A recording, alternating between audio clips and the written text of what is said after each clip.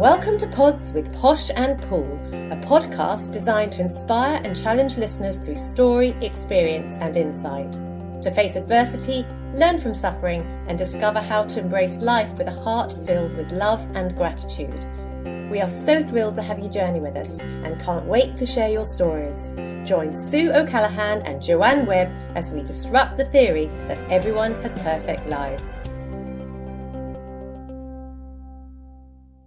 Hello everyone, this is day 5 of lockdown and today we are talking on self-care. How do we look after ourselves when we are isolated, shut down at home? Hi Jo, how are you? I am really well, thank you. How are you doing? I'm great, actually. I've made my children bacon and eggs this morning for breakfast, which was very organised of me because they normally just have to go to the cupboard and scramble for whatever's there. But Saturday morning, they have bacon and eggs on the table and it's help yourself downstairs. Yeah, nice. I've just made a smoothie. That's great. Much more healthy than bacon and eggs. So you've done your exercise regime this morning, which is all part of self-care. Yes. And I think self-care, we can talk about it obviously about the whole being in isolation, but I think self-care is just important in general, isn't it? So yeah, absolutely. Yes, exercise is definitely part of my self-care routine, as is my vegetables. Believe it or not, it looks nice and red, but it has got broccoli in and spinach. So vegetables, I make sure I eat lots of vegetables as much as I can every day, especially leafy green vegetables, and some time out. What's your self-care? What's the most important things to you when it comes to self-care, Sue? Well, I wrote a list this morning, then I thought, what are my top 3? My top 3, actually, number 1 I put was time out, in the sense of having a quiet hour to either read a book or to just have some time in meditation or prayer, just to be in that space that I really, really need that. And interestingly, that was number 1. And then I thought, should I put friends in that bracket? And I just thought, no, that's corrupting my space, which is me time. So 1 was connecting with myself in that quiet time. 2 was exercise. 3 was sleep for me, actually having enough sleep every day. But then they were my top 3. Friends, laughter, put laughter in there. Laughter is really important to me. How do you build laughter into the day? You know, to laugh, you're actually releasing endorphins, which heal your body. People don't realise that. And you can choose to laugh. You can choose to come out of stress and anxiety. It's a choice, as we used to talk about. Diet, to sleep. And then actually the last thing on my list, not that it was least important, was learning to say no. And this is something I'm going to build into my lockdown regime, is emails. I'm not going to do my emails all day long. I'm going to have a set time to do my emails. I'm not going to do my emails at night when I go to bed, which is invariably what happens. And also on my no list is I'm going to put my phone down. I'm not going to carry it around with me because I don't want to answer every call that comes through, because you can constantly spend your time on your phone. You can be talking to your children. There's a phone call. You can drop everything. So a no list for me was really important for self-care. No, I agree with every single one of them, to be honest with you. And I think when we think about self-care, sometimes people just think about the physical body, but I think we should think about it in the whole sense. We are not just a physical body. In fact, we're more of a soul, aren't we? So I think body, mind and spirit. I think as long as we self-care on all of that, then we'll be in a much healthier, as we say, we're all about improving mental health and improving mental fitness. Self-care is key to all of that. So I think find something for you that fills up your cup. And somebody said, one of our guests, I think it was Catherine Malloy, said, I think she said, that elusive search for happiness. However, she doesn't search for happiness. What she does is she searches for joy in each day.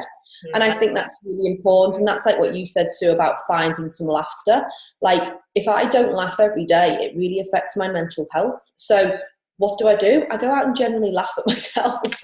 And that's okay by me. But, or I do. I mean, you and I, Sue, we talk about the most serious of topics. However, often we snort laughing. We do the most ridiculous things. We're both quite goofy, and I think that's why the universe brought us together, because other people can't cope with us. but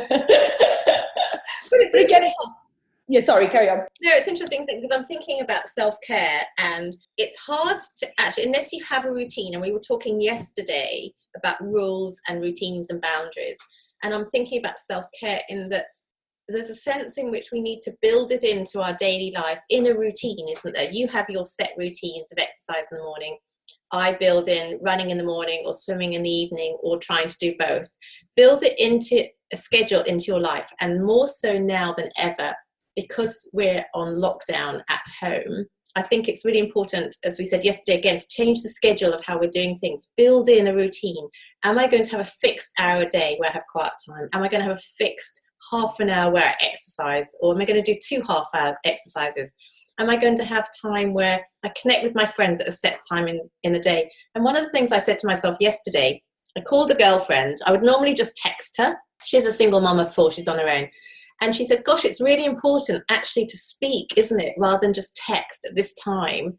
And it made me realize I'm actually going to call 2 friends a day and actually have a conversation with them rather than just text, say, how are you doing? How's it going? Actually have a conversation with them and to connect, because we're not seeing people, to build it in again into my day. And as a health and fitness expert, I have a lot of people coming to me to ask how they can change their life. Now, I never tell people to cut things out, because I think as soon as we try to cut things out, we want them more than ever. It's our psychology. It's a mentality, yeah. So what I just say, it's like what you've just said about creating new schedules, new routines. I always call it just create another healthy habit. So what do you want your healthy habit to be? How do you want it to look? And healthy habits is all around self-care. So do you want to exercise? Do you want to eat some extra vegetables? You know, maybe just, you know, if you're not eating any vegetables, just maybe add 1 in a day for the first week, then add 2 in a day for the second week. You don't have to do it all bang all at once. Just do it gently to yourself, because if you all of a sudden start a whole brand new routine, some people will do that. They will literally change their life overnight. You know, they'll empty the cupboards, they'll buy their sweatbands, they'll download every meditation app, and they'll rechange their life overnight. However, that's overwhelming for most people, and most people can't do that, or don't want to do that, should we say, because we all know change is scary, even if it's good change. People like to be drawn back into our usual, normal, safe net, even though that's not the best place for us necessarily. So just think about creating some healthy habits. How are you going to be your best physical and mental self? What's going to be your recipe? Because my recipe is slightly different from yours, and maybe 1,000,000% different from somebody else's. Do you know what I mean? So it's just whatever works for you. I would never push my recipe onto another person. I only know what works for me. But however, you know, I ask people the right questions. So what's going to bring them joy? And some people don't even know what brings them joy. They have to really think about it. If you have to go and think about it, think about it. What's going to make you better physically? Are you getting your 10,000 steps in every day? Are you moving your body? Because we are not made to sit still. Simple as that. That's not what our bodies are. A car is made to move. We are made to move. And to fuel our amazing, beautiful, wonderful, wonderful bodies that get us from A to B, we need wholesome, proper nourishment. So how are you going to do that? It's body, mind, and spirit. I love the fact that you had in your smoothie, it's raw vegetables, isn't it? Because lots of people think of vegetables in terms of cooking vegetables and having it with their meat or whatever, but actually raw vegetables are so much better. You don't need overwhelming lumps of broccoli and cabbage. As you say, you can juice it, you can cut it up into tiny pieces and mix it into salad and actually get decent amounts of raw vegetables. I also love what you were saying about creating change in people's lives. You don't look at the losses, you don't look at the negatives or what you have to go without, you look at what you're building into. I had a client online yesterday who had a big anger issue and had a big tantrum. He was stuck at home with family and had a rage. And I said, the anger is absolutely fine. Don't even look at the anger, because anger is an expression of what's going on inside you. And the anger is a manifestation of the pain. What is the pain that's going on? And the pain is lack of self-love, it's self-hatred, it's shame because things that have happened to that person, to the teenager. And I said, once you start to love yourself, and again, it's the positive change, love yourself, hold yourself in that pain, whatever's happened to you, and we addressed what the issue was. Hold yourself and love yourself and say to yourself, it was okay to express my anger that way because the pain was coming out. And once you start to address the pain, the anger disappears overnight. Lots of parents come to me and say their child's got an anger issue, and I just say the anger's not the issue. The anger's not important. The anger is the manifestation. It's the expression of what's going on. It's good, it's coming out. But let's deal with it. And it's, again, not being not focusing on the behavior, which is negative.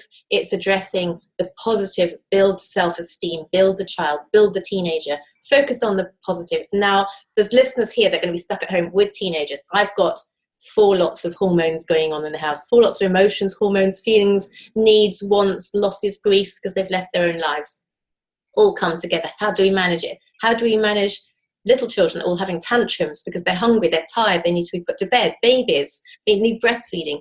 How do we manage it? Focus on the positive behavior all the time.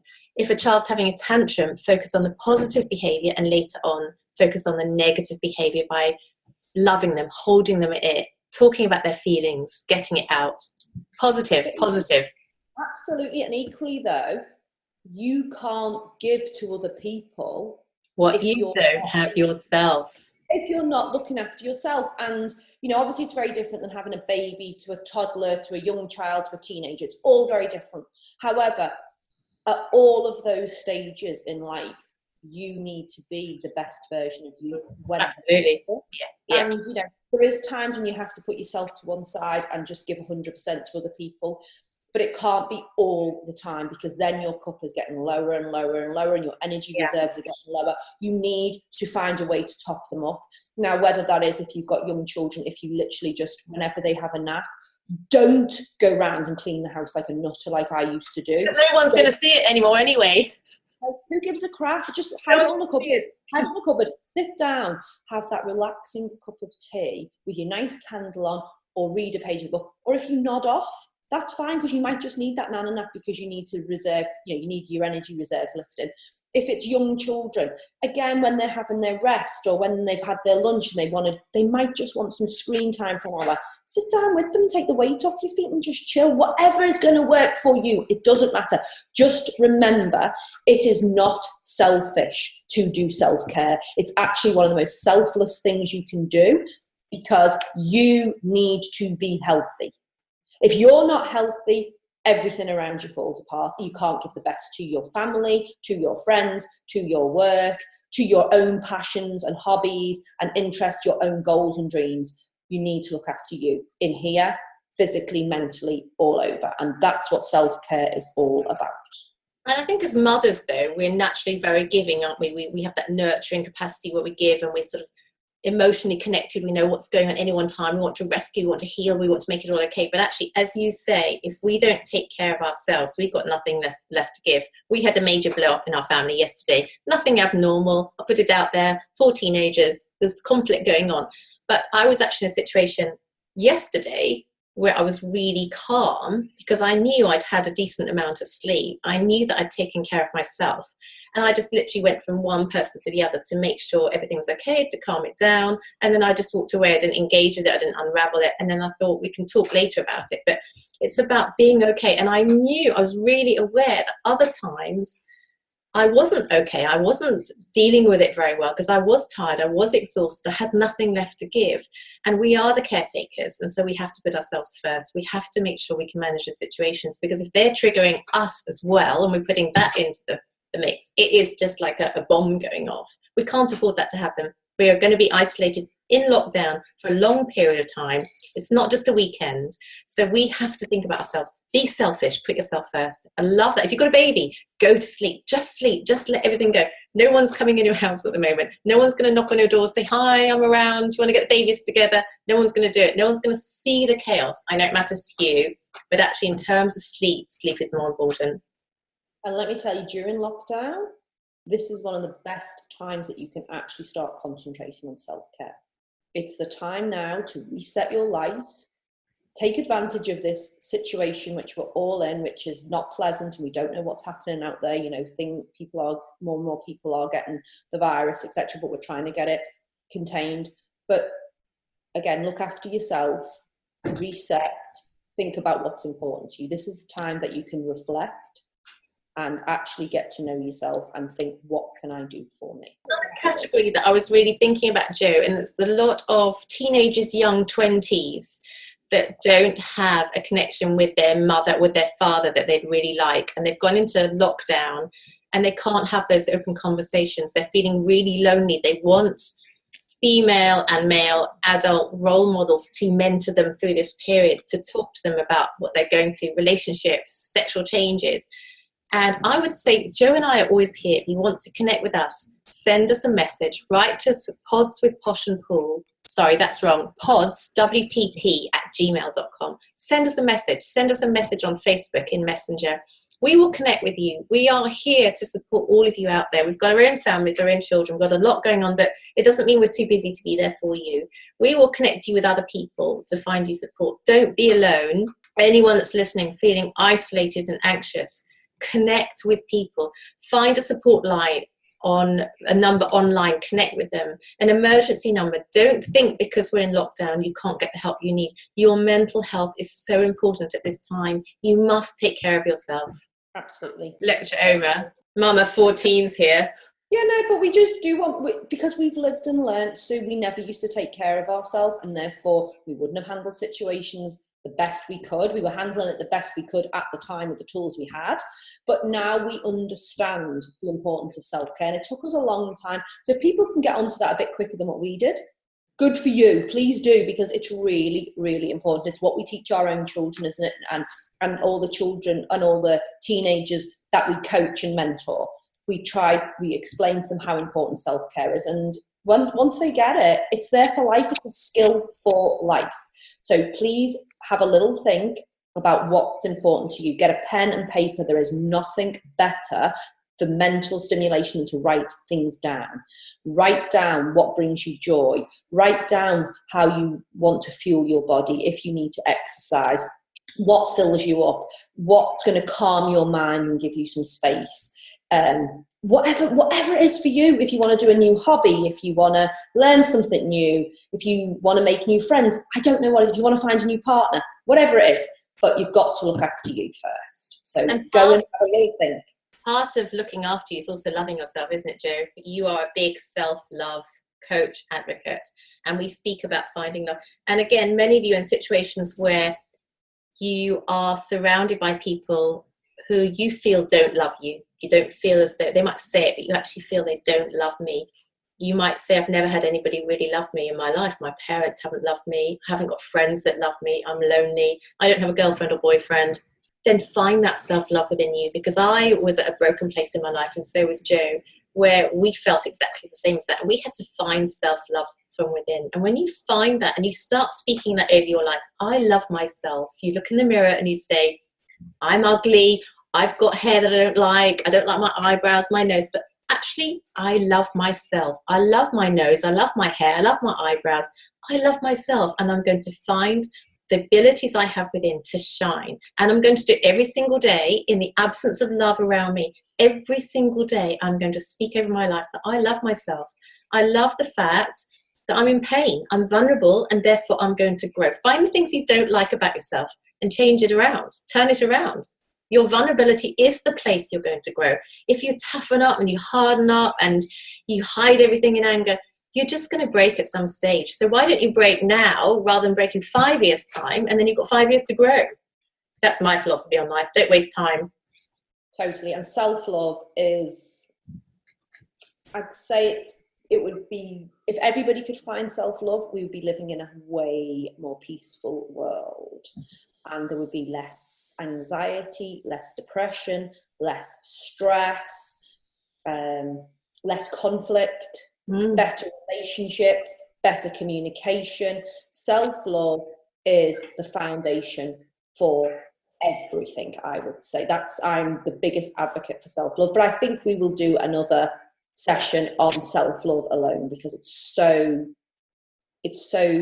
big, it's so bold, it's so important, and it's so deep. I think we'll do a separate one, but yeah, definitely try and find self-love. Definitely do a separate one. There's so much in it, Joe, because as you're saying that, you're saying that everything changes if you can find self-love. I used to come from a place, well, he's hurt me and she's done this, and so if only he would change, and if only she would see what she's done. And then it's interesting, isn't it, because then I did all my work to find respect for myself and honor for myself and actually liking myself, and then learning to love myself. And then it was really weird, because then I'd look at other people and think, I actually don't care about their faults and flaws. I don't care about the fact that he thinks he's this or she's that. I didn't care. And then the next stage was these people I really was bitter and twisted about. I kind of found this sort of sense of love towards them because I could see their pain and their hurt. And so everything that they were projecting onto me, I was absorbing previously. Whereas now, because I loved myself, I wasn't absorbing any of it from them, but I could just see them in their pain and their hurt. And I found this tremendous love for them. And I thought, gosh, that's so interesting. Now I can understand what you say. It is the beginning of change in the world. That's when the world will change, when we find self-love and come out of the race. And I'm actually so grateful. I still do think that there's nasty people around. But I have to change that concept. That's my work I've got to do, because they're not nasty. They're just carrying pain. And when I get triggered by somebody and think, why did they behave like that towards me? I have to put it back on them and say, it's not, I don't own it. That's not mine. They're in pain. I'll just bless them and send them away and send them love and light. So as you say, it's another session. Self-care, coming back to self-care. What are your top 3, Jo? I think exercise, number 1 for you, diet, number 2, 3, your best friend, business partner, Sue, on Pods with Posh and Pool. Absolutely. Well, I didn't need to answer, did I? Because you just got it nailed down past. Well, No. Wrong. You were meant to say, Sue, the priority is wrong, because actually you and our Pods with Posh and Pool is number 1. You got it wrong, and that was a test and you failed it. Sorry. Well, it's a lesson. It's never a failure, is it, Sue? Let's face it. A lesson. No, top 3, I'm not too sure I can put them in top 3, but definitely exercise. Not if it's not daily, it has to be at least every other day, but I would generally do it daily. And within exercise, I often get time alone in that time, because I often do it a bit of both. It's a bit of mental time to be on my own and exercise, which that's really good. That's a really good tip actually for listeners. You can actually get 2 in 1 there. If you do exercise on your own, you can get meditation time, thinking time. I like that. Yeah, so that's really, really vital for me.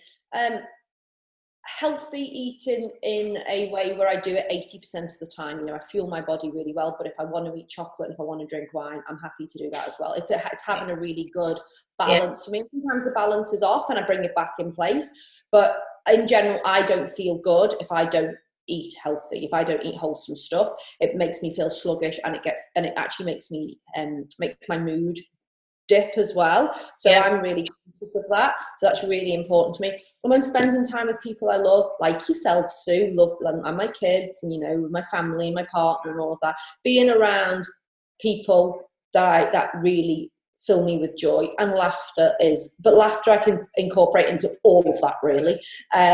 So that's really important to me. And there's a few other things. You know, I meditate most days.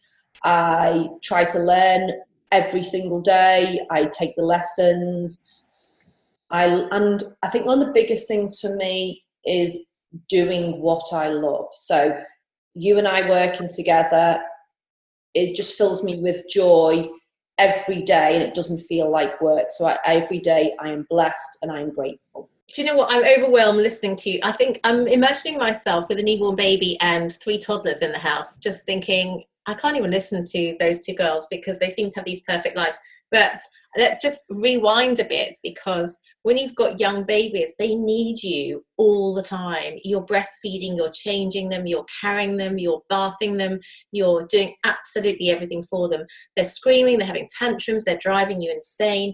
And you and I had a lot of children at a very young age. Mine were 4 under the age of 5, and I was on my own as a single parent. And I lived in chaos. There was chaos everywhere. There were clothes everywhere. There was food everywhere. I remember just getting under the table and it was just chaos. And I remember thinking, wow. And this lady came up to me in the street once and she said, if you think this is hard, the teenage years are much harder. And I actually felt I wanted to die, because I couldn't cope as it was. I remember thinking, how can it get worse? Now in teenage years, it's different. It's not harder. And I would say to people, if you've got young toddlers at home, this is the hardest stage. Jo and I have got 8 between us, but they're in their bedrooms doing their own thing. They're chatting to friends online. They don't need feeding. They can help themselves to what's in the fridge. They can go out when they want if you're not on lockdown, but they can still go for walks and exercise. You are in the hardest stage. You are doing it without sleep. You are doing it often without feeding yourself because you haven't got time. You're feeding your children. You're clearing up. You're looking after your husband or your partner, or they're looking after you, vice versa, because men and women work as hard as each other. No gender difference there at all. But this is the hardest time. Don't let anyone say to you, it gets harder. what you are doing is absolutely extraordinary. You're doing something amazing, looking after so many people. And in terms of self-care, we get it. If you say, I have got nothing left to give for me, we get it. I remember boobs hanging out, washing. I mean, just chaos. It was awful. And it is so hard, but the time will come. You don't stay in stages forever. I used to honour myself when I was, because I had 3 under 4 as well, and then I left a couple of years before I had my 4th child. So I had 3 under 4, and I had 2 boys. They were my 2 oldest, so they were like mental. They were just on the go all the time. It's like having 2 puppies who needed to be exercised. Yeah. So it was full on. The way I did self-care back then, I didn't really realise at the time, but I would honour myself. So I'd see mothers that, you know, had perhaps weren't dressed very nice or whatever, they'd just thrown on anything. But that didn't make them feel good. They actually felt quite wretched by how they were looking. And I don't mean it on a visual thing. It just didn't make them feel good as people. So when my children were very, very young, I would make sure I brushed my teeth and washed my face.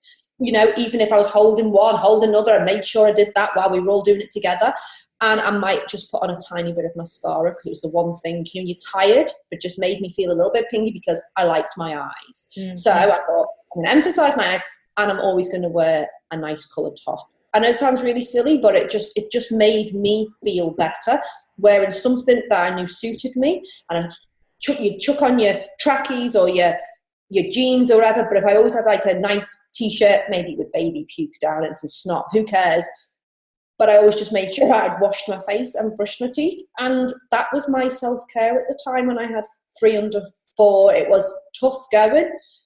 And then I always made sure they were in a routine and put them to bed early as well. But I was lucky I managed to get that with my children. I do know some children are really colicky and they can't, so whatever. But it was the smallest thing that I could do for myself in the morning was put on a slick of mascara. And isn't that interesting then, Jo, that for self-care, routine then is really important, isn't it? If you just every morning did your teeth, put some mascara on, washed your face, that's routine. And to young mums, therefore, build a routine in. One thing that saved me, I had to say, was that lots of my friends were putting their children down late at night. I put mine down at 6:30. The bath routine started at 5. It was, you know, tea at 4, bath at 5, and then I made sure they were done by 6:30 so that if they were crying or needed something extra, it was lights out, done, dusted by 7, because then I had my evenings. And I just think you can then get that evening time, go to bed early so you can have sleep, do something nice for yourself in the evening, read a book. To new mums, first-time mums, we have got a podcast which is really great on postnatal depression. If you think you're suffering postnatal depression, then click onto it. It's a wonderful one. It came released quite early, wasn't it, Jo? When did we release postnatal depression? One of our very first ones. So it would have been like around September last year, I think. Have a look on our Facebook page. But also, if you go on to any podcast site, it's got all their podcasts there. There's a really, really good one on postnatal depression. This is the hardest time. Isolation is the thing that affects new mums more than anything. They've given up work. They're less surrounded by family and friends, and you're isolated at home breastfeeding a baby. If you think you're suffering from postnatal depression, connect with a support group online for postnatal depression. You are more isolated now than you would have been if you could have even gone for a walk in the park with your baby. Maybe you're worried about taking the pram outside in case you're going to catch the virus. You're vulnerable, you're breastfeeding. Please connect online with a support group for postnatal depression. There are groups there. There are lots of people in your situation. You are not alone. And there are many other people you can connect with, a grandma figure or an elderly person who's got time. Connect with them and just say, can I speak to you online daily just so that I can connect? A grandmother, anybody, just connect with somebody. And to be fair, that's with any kind of illness or any kind of trouble or strife or loneliness that you're going through, just reach out. But on that note, we will love you and leave you, and please have a think about what's going to fill your cup up, what's going to make you feel the best, body, mind and spirit. And if you need any tips, write to us and we can help you along the way. And if not, good luck on your journey. And we'll connect with you soon. Bye. Thanks so much for being with us today. For us to inspire others to live their magnificently imperfect life, please subscribe and leave us a 5-star review on iTunes or on your podcast app. You can also follow us on Instagram and Facebook at Pods with Posh and Paul. We can't wait for you to join us on our next episode. Love, light and peace.